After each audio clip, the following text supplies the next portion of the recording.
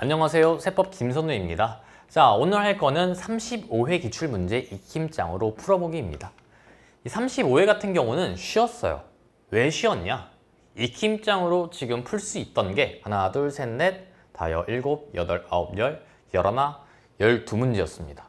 익힘장만 공부했을 때 12문제를 맞출 수 있었던 그런 시험이기 때문에 바로 넘어가 볼게요.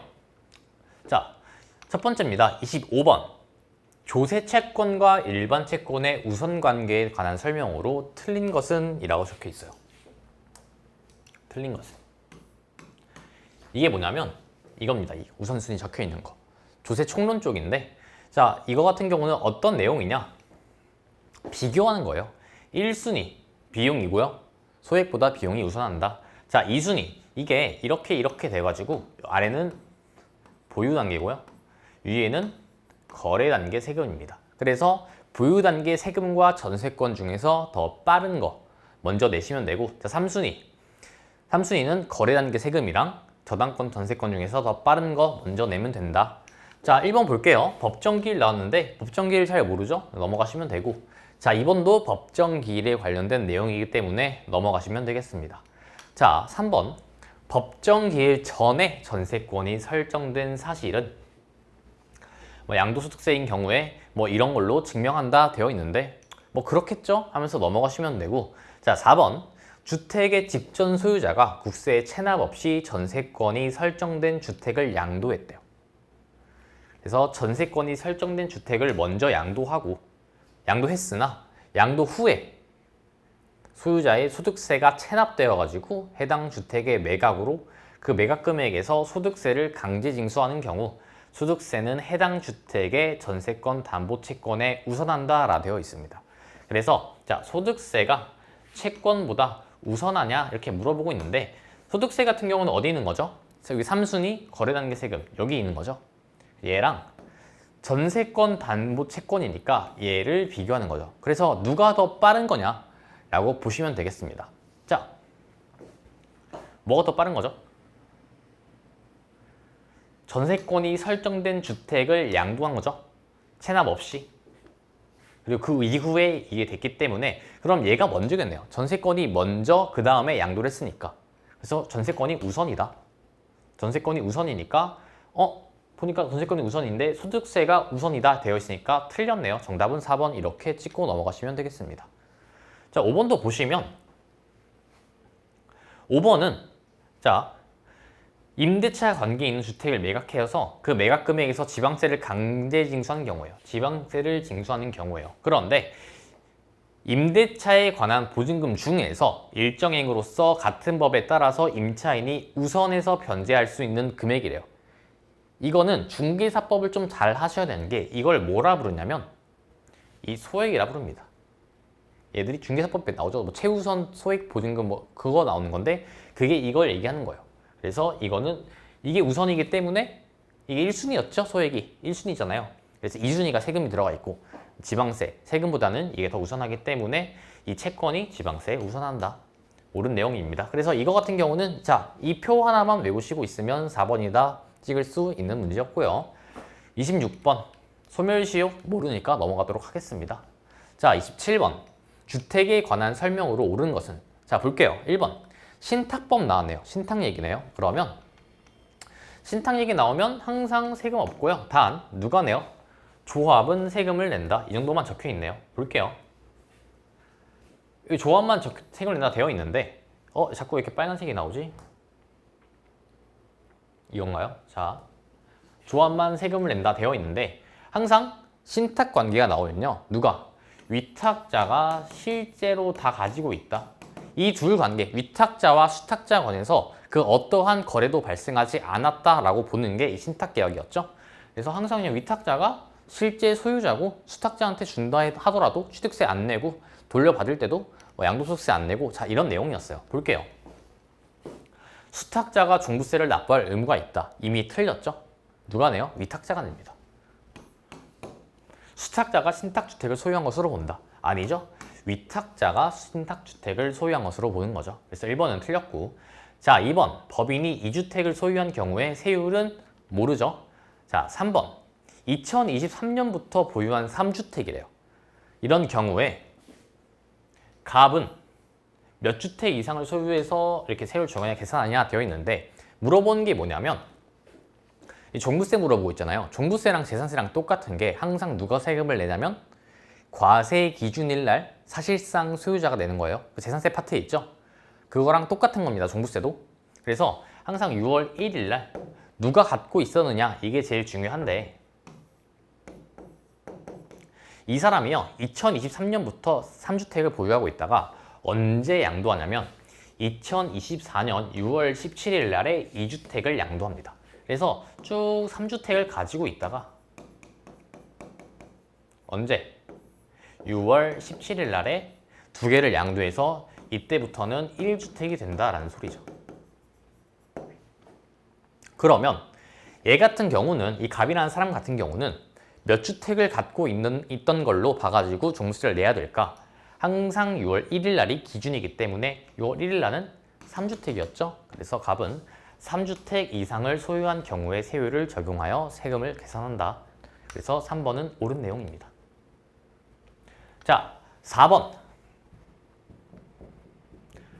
4번도 그냥 보시면 되고 자, 5번만 볼게요. 5번. 5번에 보시면 공동명의 1주택자라는 표현이 나와요. 그래서 공동명의 1주택자 이거거든요. 얘 같은 경우는 꼭 신청을 하셔야 됩니다. 근데 이 사람인 경우 과세표준은 주택의 시가를 합산한 금액에서 일단 이 사람이 신청을 했는지 안 했는지도 잘 몰라요. 그런데 11억 원을 공제한 금액의 100분의 50을 항도로 공정시장 가입비를 곱한 금액을 낸다. 우리 이런 거 한 번도 본 적 없죠? 주택이면 만약 이 사람이 신청을 했다. 그러면 주 9, 3이기 때문에 12억일 거고요. 만약 신청을 안 했다. 그러면 9억이겠죠. 그래서 11억 나올 일이 없고요. 100분의 50도 아니죠. 주택은 100분의 60이니까 둘 다 틀렸다 하고 넘어가시면 되겠습니다. 어쨌든 정답은 3번. 자, 다음 28번. 토지에 관한 설명으로 옳은 것은 종부세 얘기죠. 보시면 토지 같은 경우는 이거 2개밖에 없네요. 볼게요. 토지분 재산세 납세 의무자로서 종합입니다. 종 같은 경우가 딱 5억 원인 사람은 세금을 내야 되냐? 우리 어떻게 내요? 합산액 종에서 빼기 5죠? 5억에서 5억 빼면 0이잖아요. 이런 사람들은 납부할 의무가 없다. 자, 2번. 별도예요. 이번에는 별도를 얼마큼 갖고 있냐? 80억만큼 갖고 있대요. 별도도 세금 어떻게 내냐? 별도한 거 싹 다 합쳐가지고 80억을 뺀 금액에다가 곱하기 공정비율 이렇게 들어가는 건데 80억에서 80억을 빼면 얼마 남죠?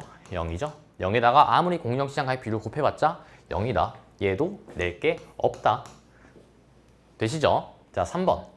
토지에 대한 종합부동산세는 어떻게 나뉘냐? 종합, 별도로 나뉘는 거고 분리는 없습니다. 별 종밖에 없어요. 자, 4번. 종합합산 과세 대상인 토지에 대한 종부세 과세 표준은 어떻게 구하냐면 종합은 종 빼기 5를 하고요. 종에서 5억을 빼고요. 곱하기 공정시장 가입비율 몇 프로냐면 주택만 60%고 나머지는 다 100%였어요. 그래서 100%를 하시면 된다. 자, 볼게요. 합산한 금액에서 얼마를 빼냐? 자, 5억을 공제한 다 뺀 금액에 100분의 50을 한도로 공정시장 가입비율을 곱한 금액이 아니라 100분의 100이죠. 그래서 4번도 틀렸기 때문에 정답은 5번 이렇게 풀고 넘어가시면 되겠습니다. 그래서 아직까지는 다 이걸로 풀만하시죠? 29번.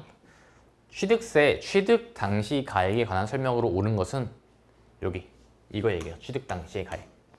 그래서 얘 같은 경우는 제일 중요한 게 뭐였냐면 이거 있어요. 상표 증인. 상속은 표준액, 증여는 인정액.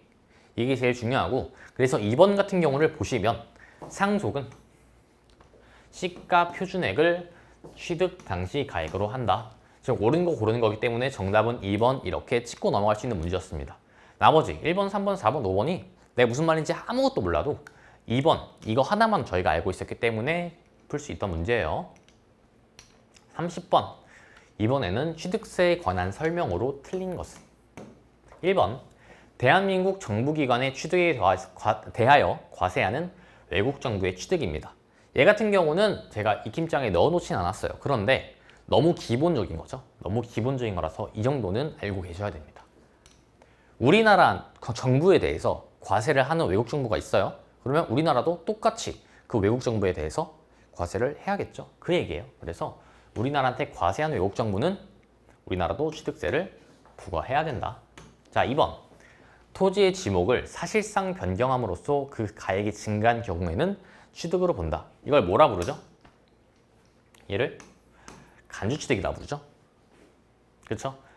그래서 지목 변경 같은 경우, 이미 취득한 부동산의 가격을 상승시킨 지목 변경 같은 경우는 간주취득이라서 취득으로 본다.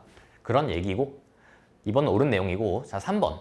국가의 귀속의 반대급부로 국가 소유의 부동산을 무상으로 양해받은 경우에는 취득세를 부과하지 않는다.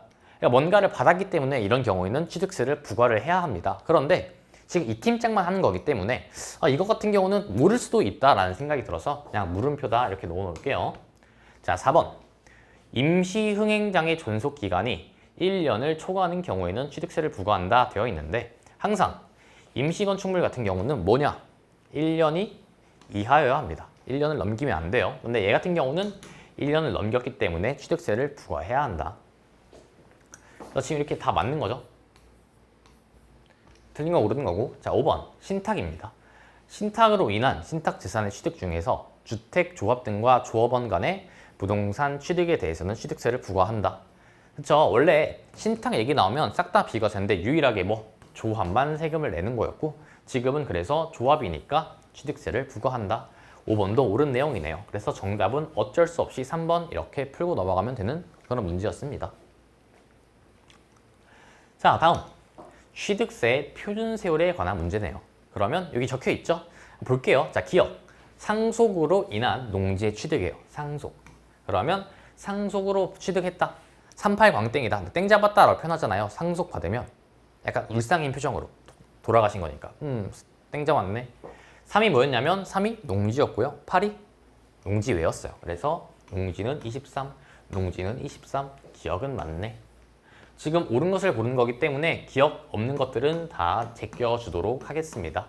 그러면 1번이랑 4번 둘 중에 하나만 고르시면 되는데, 자, 니은 같은 경우는 볼 필요도 없겠네요. 그러면 니은 다 옳은 거니까.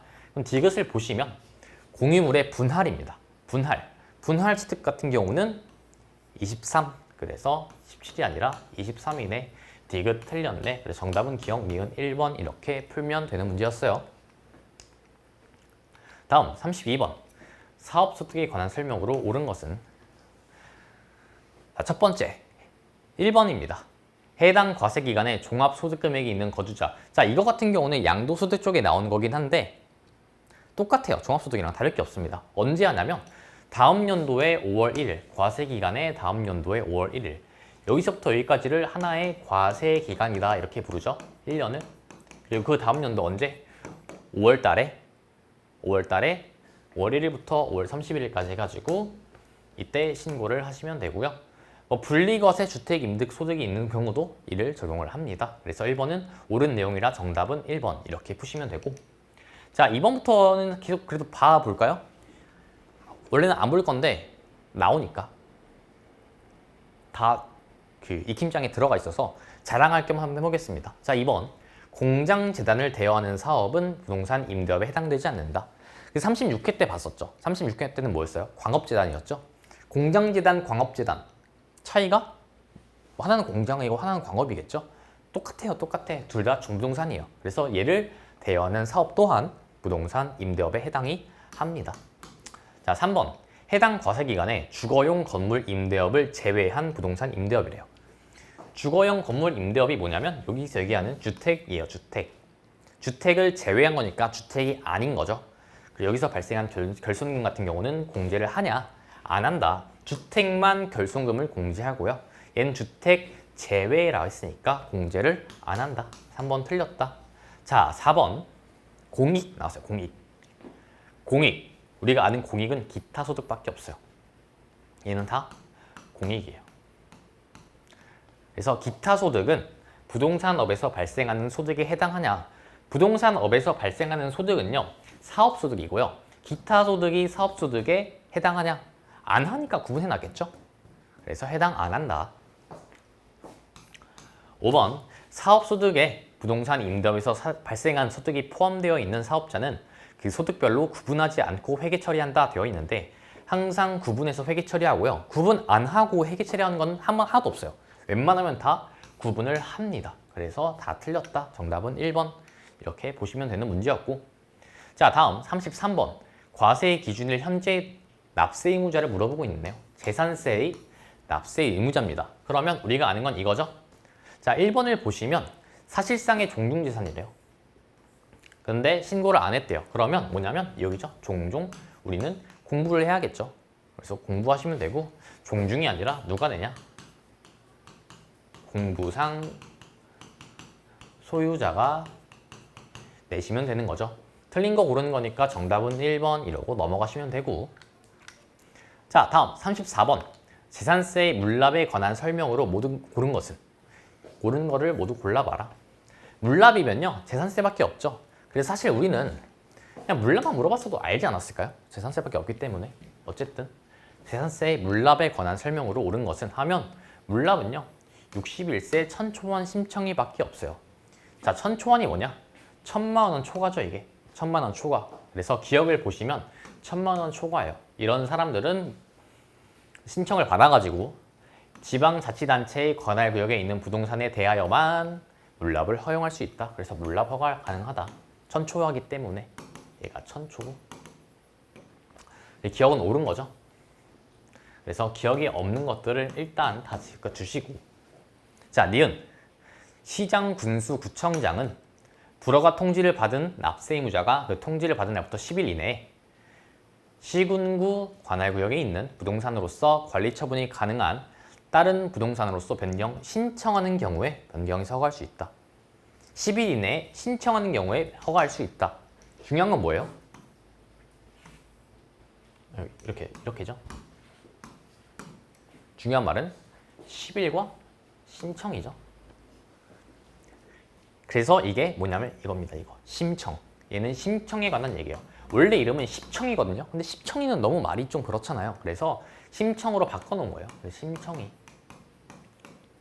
그래서 10일 이내에 신청하는 경우 허가할 수 있다. 니은도 옳은 내용이니까 디귿을 보면 되겠네요. 디귿. 물납을 허가하는 부동산의 가액은 물납 허가의 현재 시가로 한다 되어 있는데, 지금 이거 우리 이거 3개 중에 안 쓴 게 뭐예요? 61세죠. 이 61세가 뭐냐면 이 60일이 6월 1일 과세 기준일에 관한 설명입니다. 물납은요 항상 과세 기준일 현재의 시가로 가는 거예요. 물납 허가일이 아니라. 그래서 디귿은 틀렸네요. 정답은 기억, 니은 이렇게 3번 하시면 되겠습니다. 쉽죠? 그래서 이거 3개만 알고 계시면 물납에 관해서는 다 할 수 있다. 자, 다음 35번. 재산세에 관한 설명으로 옳은 것은? 1번. 특별시 지역에 있는 공장용 건축물이래요. 얘 같은 경우는 초과 누진 세율이냐 되어 있는데, 재산세잖아요. 재산세에서 초과 누진 세율, 누진세인 건요 2별종밖에 없어요. 나머지 분건선항은 다 비례세죠. 그래서 초과 누진 세율이 아니라 얘는 비례세다. 자, 2번. 신탁재산도 나왔어요. 신탁재산의 수탁자는 과세 기준일로부터 15일 이내에 그 소재지를 관할하는 지자체의 장에게 그 사실을 알 수 있는 증거자료를 갖추어서 신고해야 된다 되어 있는데, 모르죠? 처음 보는 겁니다. 이런 거 안 나와 있어요. 제 김장에. 자, 3번. 주택의 토지와 건물의 소유자가 다른 경우래요. 그럴 때는 주택에 대한 세율을 적용할 때 해당 주택의 토지와 건물의 가액을 소유자별로 구분해가지고 세율을 적용하냐 묻고 있는데, 자, 주택 같은 경우는 항상 어떠한 일이 발생해도 세상이 거꾸로 뒤집혀도 토지와 건물을 한 묶음으로 봅니다. 얘 같은 경우는 토지와 건물의 가액을 소유자별로 구분한다 되어 있으니까 틀렸죠? 어떻게 해야 돼요? 토지와 건물의 가액을 합쳐가지고요. 거기다 곱하기 세율을 적용하고요. 그 다음에 나누는 거예요. 당사자들끼리 알아서 나누는 거예요. 알겠죠? 그래서 이거는 틀렸다 보시면 되고, 자, 다음 4번. 4번은 주택의 재산세로서 해당 연도에 부과할 세액이 20만 원 이하인 경우래요. 이럴 때 납기를 9월달로 해가지고 한꺼번에 부가징수할 수 있냐? 납기 물어보는 거잖아요. 납기는 어떻게 돼요? 주택? 20대 초반 반반했던 친구 말 듣고인데 20만 원이 넘겨야지 반반을 할 수 있는 거고, 만약 20만 원 이하인 경우다, 20만 원보다 크지 않다라고 하면 앞으로 몰아서 한 번에 내는 거예요. 앞으로. 7이 앞에 있잖아요. 그래서 7월 달에 한 번에 내는 겁니다. 9월 달이 아니라.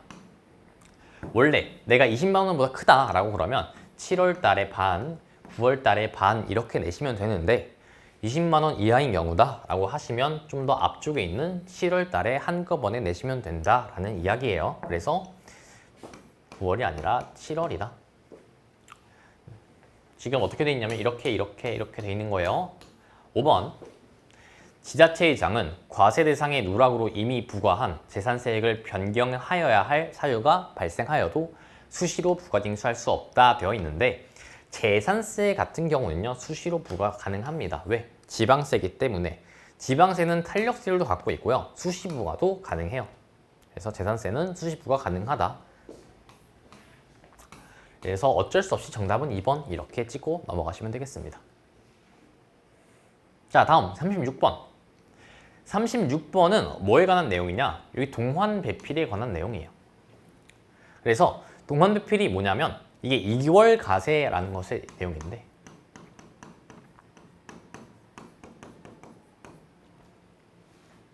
동생이다. 동생 같은 경우는 환급해주고 배우자인 경우에는 필요경비로 모두 처리해준다. 뭐를? 증여세를 라고 생각을 하시면 되겠습니다. 자, 보시면 그래서 2월 가세가 이런 문제가 나왔다. 그러면 첫 번째 우리가 알아야 될 사실이 뭐냐면 동생 얘기하는 건지 배우자 얘기하는 건지를 찾으셔야 돼요.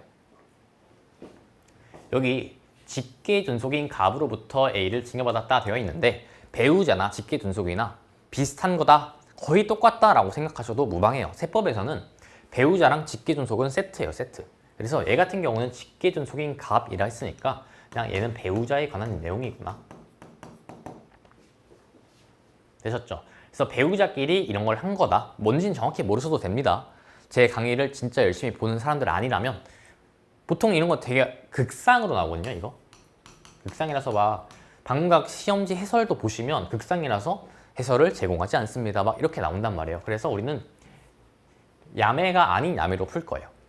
자, 배우자예요. 배우자. 지금 배우자 얘기를 하고 있기 때문에 우리는 이 필요 경비만 한번 찾아보겠습니다. 필요 경비란 소리만. 뭐 취득가액 6억 원이다. 자본적 지출액 5천만 원은 뭐 공개할 수 없다. 자, 3번을 보시면 필요 경비란 말이 나와요. 필요 경비란 말이 나와요. 그래서 증여세를 필요 경비에 산입할 수 있냐 이런 말이 나오는데 지금 우리는 배우자에 관한 얘기를 하고 있기 때문에 배우자는 필요 경비로 처리를 해준다. 정답은 3번 이렇게 푸시면 되겠습니다.